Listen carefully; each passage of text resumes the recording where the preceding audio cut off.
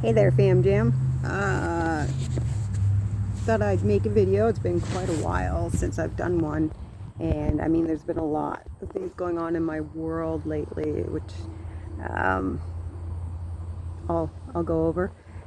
Uh, First things first, it is 1 year since I started Kesimpta, and I can honestly say that I have not had one single relapse while on it. When it gets real hot out, I get like pseudo flares. My body goes a bit wonky for like a day or two, and then back to normal again. But there's not been any actual relapses, which has been really amazing. I had an MRI done at the 6-month point, which came back saying that I had one new lesion and one lesion that has grown in size.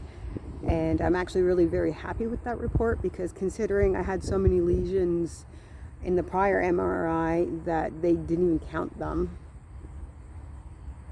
So one new lesion and one that's grown in 6 months span is actually pretty good. And there's no guarantee that that happened well, because I mean, Kesimpta apparently takes about 6 months before it actually starts to kick in and become beneficial. So there's no guarantee that it didn't happen prior to that, and so they could be old and inactive. So I'll take it. I'm very happy with that. When it comes to Kesimpta, the only thing I've noticed is there was a bit of hair thinning in the very beginning, and everyone's like, it's not a symptom, but like online, everyone's complaining about losing hair, so I assume it actually is a symptom or a negative effect of the Kesimpta.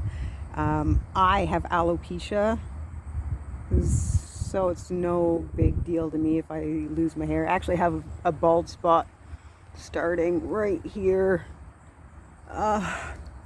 bane of my vain existence. Again, no big deal. I'm beautiful, with or without hair. Where was I? So yeah, I get about a week before I'm slated to take my next injection, I get something they're calling crap gap, where your body just feels really fatigued and run down. And so I get that pretty much monthly. It's not a big deal, it just makes me tired and a little cranky, I guess, maybe. I don't know. Yeah, so 1 year on Kesimpta, very exciting. I'll probably upload a photo of all of my injector pens for the cover of the video. It's kind of neat to see, I guess, in a weird, morbid way. Very happy with Kesimpta, honestly. Very grateful that I was put on it. What else is there to say on the MS front? Really not anything to report. Like, I went from a super active case where they're like, if you're not put on a DMT, disease modifying therapy, right away, and an aggressive one, you're gonna end up disabled very quickly, which is terrifying. So I'm really happy with the fact that I've not progressed in any way. And actually, there was studies that just came out, and they were saying that the 5-year mark for Kesimpta, that most people, like 90% of the people on Kesimpta, had shown no disease progress at all. That's amazing. Unfortunately, it means I have no immune system, because it's a B-cell depleting therapy, so I can't get sick. I caught a cold last year, or at the beginning of the year, I think, and it was just a cold. It felt like a flu. It was not fun. I made it through. It was fine. But infections, can't get an infection. I actually just ended up in the hospital last Sunday, not last Sunday, but the Sunday before, and I was urinating blood. Scared me.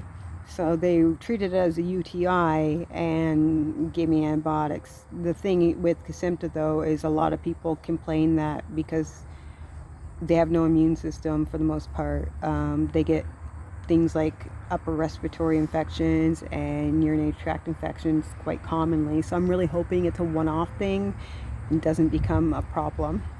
I finished the course of antibiotics like 2 days ago, so I feel good. You know, I got some tests they want me to do, like ultrasound for my kidneys, make sure I don't have kidney stones, or they want me to do a cystoscopy to make sure there's nothing more sinister happening. It was a lot of blood. But I'm feeling pretty positive. My life has changed greatly since the last video. I'm unfortunately separated from my husband and currently working towards a divorce. Sharing my child, well, our child. So figuring all that stuff out. I've moved. I got a pool. I mean, it's not mine, but it's pretty nifty. And a lot of wooded area, a lot of yard to play in. It's a lovely property. I like it. I'm very happy here. I'm close to my family, so I know I have support, which, you know, after the pandemic, because the pandemic I didn't see anybody. I was that person, and so after not seeing family for so long, it feels really nice to live close to them. I love them all so much. I do have a new partner, and he seems to be really very supportive and on board with, like, knowing that MS just sucks and one day I could become disabled. Maybe I won't, who knows, but he seems like he'll step up, sort of thing. He's lovely. His name's Tyler. Roz, my daughter, is about to start school in September. Amazing. I'm super excited for her and nervous, but she's going to make a lot of friends, and she's really excited about that, and so I'm excited for her. You know, if school doesn't go on strike, because I was just reading that's probably a thing. Yay. Thanks, Ford government. What else?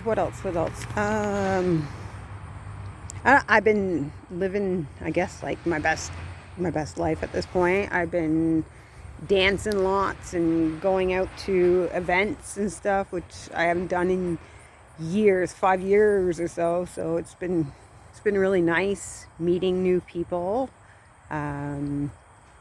Yeah, really, it's nice. It's nice to get out of the house, honestly, to start adulting and socializing and stuff like that. Okay, what else? There's so much in solo time. Oh, back on the MS thing and the whole, like, divorce thing. I'm sure you can guess, if you've never had a divorce or whatever, that it's a stressful thing. It's a very stressful time. I mean, I just weaned my daughter from breastfeeding. We did extended breastfeeding, and we've just weaned, and so, like, I mean, I've been an emotional wrecking ball for so long, I think, because of the hormones and stuff. So I'm really hoping that eventually they'll regulate themselves, because I can cry at the drop of a pin. Like, it's ridiculous. Maybe it's just getting old and being female. I don't know. I don't know what it is, but so divorce thing has been stressful. Trying to navigate that and stuff. And I don't know if you know anything about MS, but it does not respond well to stress at all, which is, again, why I have to really give big ups to Kesimpta, because I should, for all intents and purposes, I should, like, have had relapses or a hard time, and I've not. This medication has been like a saving grace. So, you know, big ups to the company that creates it, and, you know, the doctor for putting me on it. I am very, very grateful. And I feel good.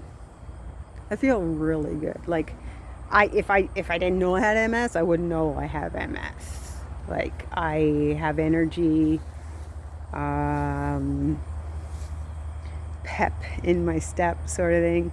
I mean, I'm not very active these days, because, you know, I sit at home with my child, and I'm kind of out in the countryest area. So, I mean, without a car, it's not much to do. But I mean, we walk to the store, we go swimming in the pool, stuff like that. So I'm active, I feel great. I can't complain about, even though, like, where life has taken me, I feel really good about it. I feel really grateful for the people in my life right now and their support. Life's good. Anyways, I just thought I would make a video. All right.